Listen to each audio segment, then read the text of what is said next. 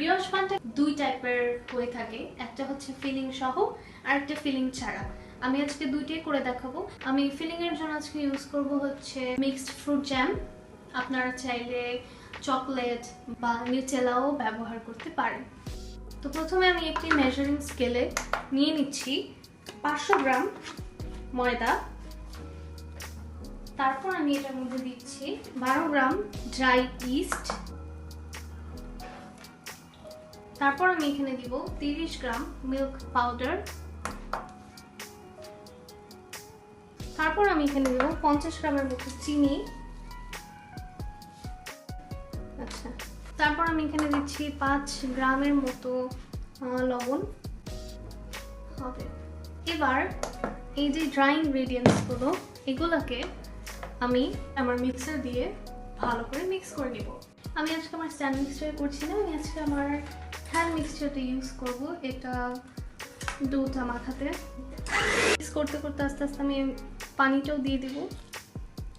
একদম অল্প অল্প করে পানি দেবো আর আবার মিক্স করব। এই পর্যায়ে আমি এখানে দিয়ে দিব 2টা ডিম। এবার আমি এটার মধ্যে আস্তে আস্তে ডিম দিয়ে দিব আর হচ্ছে ব্লেন্ড করতে থাকবো।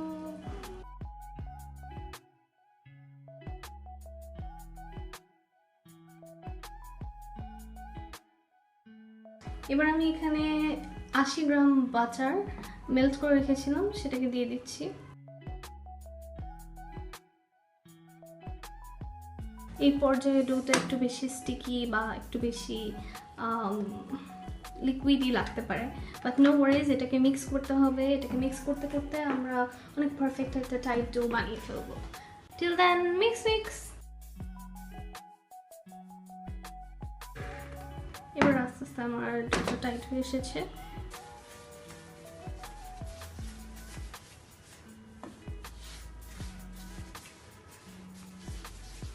ফার্মেন্টেশন প্রসেসটা হচ্ছে, ফার্স্ট আপনাদের ওভেন যেটা আছে, আমাদের ডোয়ের যেই কন্টেইনারটা আছে বা বলটা আছে সেটাকে দিয়ে দিতে হবে। ফার্মেন্টেশন প্রসেসটা হতে হতে এখানে আমি একটু জ্যামের মিক্সচার বানিয়ে নিচ্ছি। আমার ব্রিওশ বানের যে ডোটা, এটা অলমোস্ট ডাবল হয়ে গেছে। এখন আমি এটাকে বের করে নিয়েছি, হালকা একটু ফ্লাওয়ার ডাস্ট করে নিচ্ছি। আর ফ্লাওয়ার ডাস্ট করা হয়ে গেলে আমি এটাকে আচ্ছা, এটাকে বের করে নিচ্ছি। এবার এটার মধ্যে যত আমার এয়ার বাবলস ক্রিয়েট হয়েছে, আমি সেগুলোকে জাস্ট বের করে দিচ্ছি।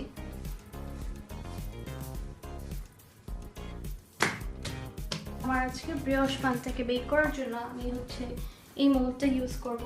মোল্ডটার মধ্যে আমি বাটার ভালো করে ব্রাশ করে নিয়েছি। এবার আমি আমার বানগুলোকে শেপ করব। বান শেপ করার জন্য আমি এটাকে ইকুয়াল পার্টসে কেটে নিচ্ছি।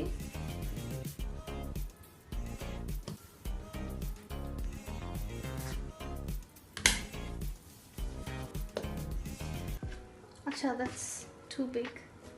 এখন আমি এটার ভিতর ফিলিং দিয়ে দিব।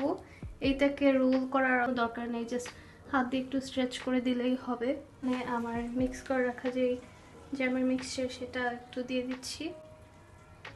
এটাকে বেশিও দেওয়া যাবে না, বেশি দিলে মজা লাগবে আই নো, বাট বেশি দিলে ওভারফ্লো হবে।